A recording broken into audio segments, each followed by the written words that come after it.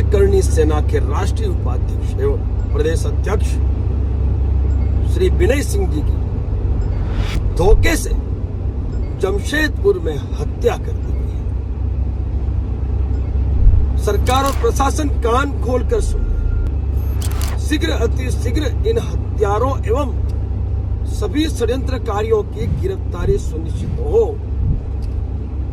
48 घंटे का समय आपको दिया गया है, उसके पश्चात हमारा समय शुरू होगा और इन हत्यारों को घर में घुसकर मुंह तोड़ जवाब देने के लिए हम मैदान में उतरेंगे। सभी क्षत्रिय बड़ी संख्या में पहुंचे जमशेदपुर, हम भी पहुंच रहे।